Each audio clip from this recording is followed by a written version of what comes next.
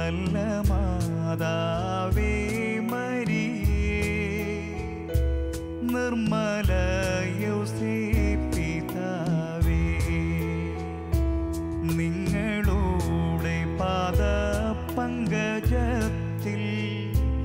ഞങ്ങളെ വച്ചിതാ കുമ്പിടുന്നേ. നല്ല മാതാവേ മരിയേ, നിർമ്മല യൗസേപ്പിതാവേ.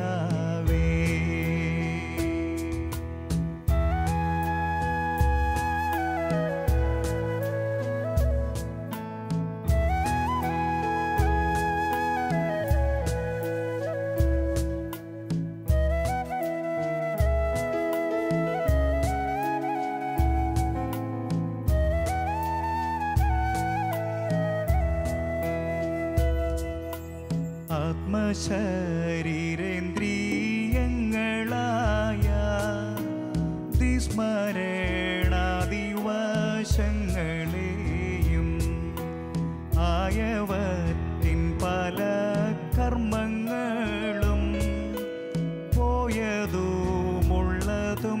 മേലിലേതും നല്ല മാതാവേ മരിയേ,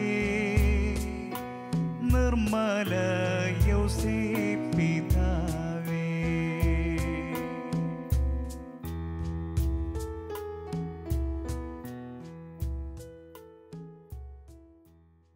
നല്ല മാതാവേ മരിയേ, നിർമ്മല യൗസേപ്പിതാവേ. ഒരു കുടുംബത്തിന് എന്നും കാവലായി നിൽക്കുന്ന നല്ല മാതാവ്, കൂടെ യൗസേപ്പിതാവും, തിരുക്കുടുംബത്തിൻ്റെ ദിവ്യ ചൈതന്യം നിറവാർന്നിരുന്ന പഴയ വണക്കമാസ ആചരണത്തിൻ്റെ ഓർമ്മകളിലൂടെ കടന്നു പോകുമ്പോൾ, സ്നേഹസഹോദരങ്ങളെ, ഈ വണക്കമാസ ആചരണവും ഒരുമിച്ചിരുന്ന് പ്രാർത്ഥിച്ച് പരിശുദ്ധ അമ്മയുടെ ആ സ്നേഹമധ്യസ്ഥം, ഓ നല്ല മാതാവേ എന്ന് വിളിച്ച് ശരണം പ്രാപിക്കുന്ന അമ്മയുടെ മടിത്തട്ടിൽ ആ ഓർമ്മകൾ ഇന്നും പച്ചപിടിച്ച് നിൽക്കുമ്പോൾ, അതൊക്കെ എന്ന് അന്യമായി പോയോ അവിടെ മുതൽ നമ്മുടെ കുടുംബങ്ങളും നമ്മുടെയൊക്കെ ജീവിത വഴികളും ഇരുൾ നിറഞ്ഞു തുടങ്ങി. കാരണം ഈ അമ്മ എന്നും സ്നേഹ വെളിച്ചം പകരുവാൻ കൂടെ ഉണ്ടായിരുന്നവളായിരുന്നു. അമ്മയെ എന്ന് നമ്മൾ മറന്നു, പരിശുദ്ധ മാതാവിനെ എന്നും മറന്ന് നമ്മൾ അകന്നു. അവിടെ മുതൽ നമ്മുടെ ജീവിതങ്ങൾ ശൂന്യതയറിഞ്ഞു. നമുക്ക് തിരിച്ചു വരാം, പരിശുദ്ധ അമ്മയോട് ചേർന്ന്, നിർമ്മലനായ നീതിമാനായ യൗസേപ്പിതാവിനോട് ചേർന്ന് ആ തിരുക്കുടുംബ ചൈതന്യത്തിൻ്റെ നിറവിൽ ഈശോയോട് ചേരാൻ. കാർമല ഗീതങ്ങൾ നമുക്കായി ഒരുങ്ങുമ്പോൾ നമുക്ക് പാടി വണങ്ങാം ആ പഴയകാല സ്മൃതികളിലെ ഈരടികൾ. പരിശുദ്ധ അമ്മയ്ക്ക് വണക്കം നൽകി ഒരുമിച്ച് പാടി പ്രകീർത്തിക്കാം, ഒന്ന് ചേരാം.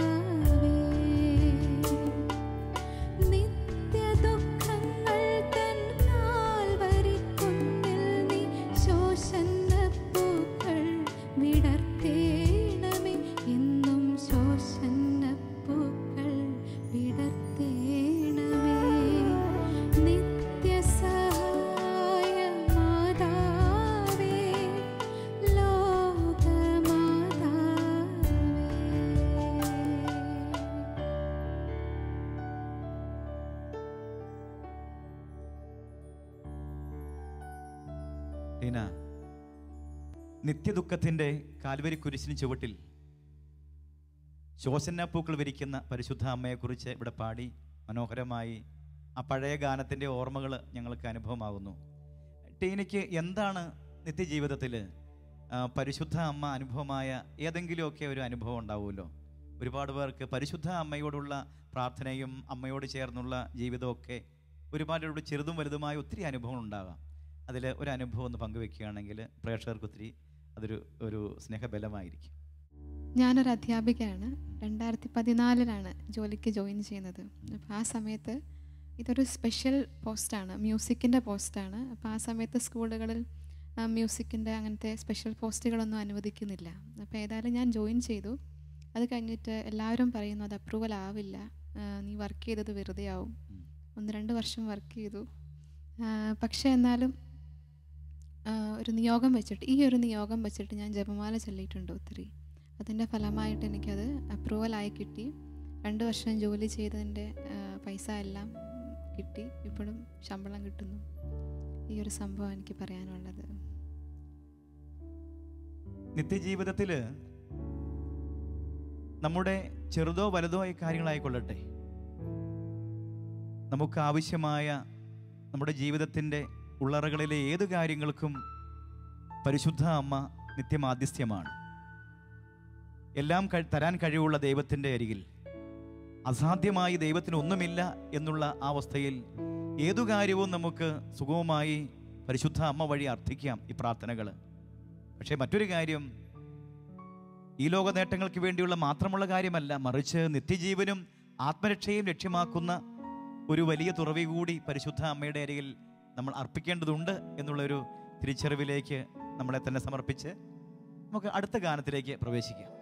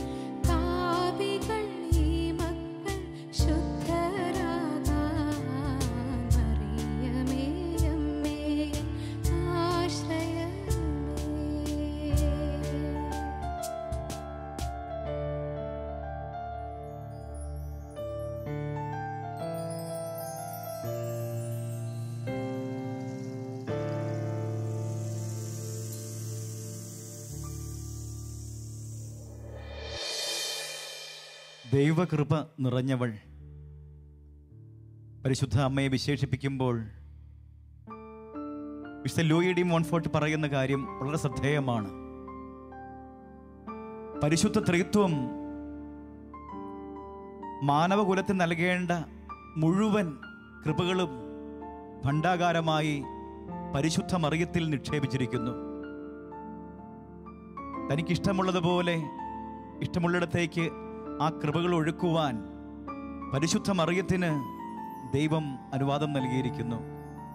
പ്രിയമുള്ളവരെ, കൃപ നിറഞ്ഞ പരിശുദ്ധ മറിയം നമ്മുടെ ജീവിതത്തിൽ ദൈവകൃപ നിറഞ്ഞ് മുന്നേറണമോ? എപ്പോഴും ദൈവകൃപയിൽ ഉറച്ചു നിൽക്കണമോ? പൗലോസ്ലീഹ റോമാക്കാർക്ക് ലേഖനം 8-ാം അധ്യായം 1-ാം വാക്യത്തിൽ നമ്മൾ വായിക്കുന്നുണ്ട്, ആകയാൽ ഇപ്പോൾ യേശുക്രിസ്തുവിനോട് ഐക്യപ്പെട്ടിരിക്കുന്നവർക്ക് ശിക്ഷാവിധിയില്ല. യേശുക്രിസ്തുവിനോട് ഐക്യപ്പെട്ടിരിക്കുവാൻ, എപ്പോഴും യേശുക്രിസ്തുവിനോട് ഐക്യപ്പെട്ട് ഇരിക്കുവാൻ, ആ കൃപയിൽ നിലനിൽക്കുവാൻ നമുക്കെന്നും താങ്ങും തുണയുമായി നിൽക്കുന്ന പരിശുദ്ധ അമ്മ.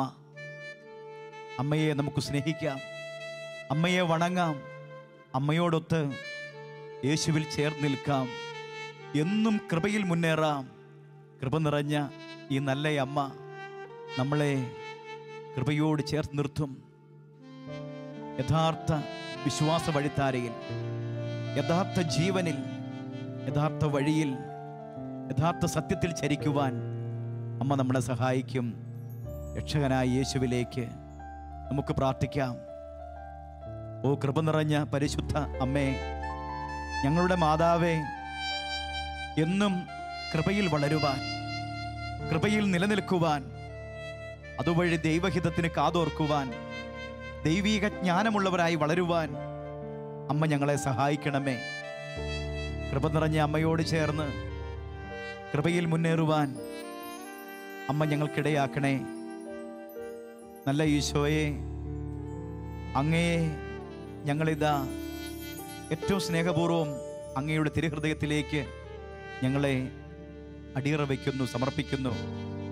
പരിശുദ്ധ അമ്മേ, അമ്മയുടെ വിമല ഹൃദയം വഴി ഈശോയുടെ തിരുഹൃദയത്തിലേക്ക് ഞങ്ങളെ ഇതാ സ്നേഹത്തോടെ, പൂർണ്ണ മനസ്സോടെ, പൂർണ്ണ ഹൃദയത്തോടെ, പൂർണ്ണ ആത്മാവോടെ, സർവശക്തിയോടെ സമർപ്പിക്കുന്നു. ഞങ്ങൾക്കെന്നും തുണയാകണമേ. ആമേൻ.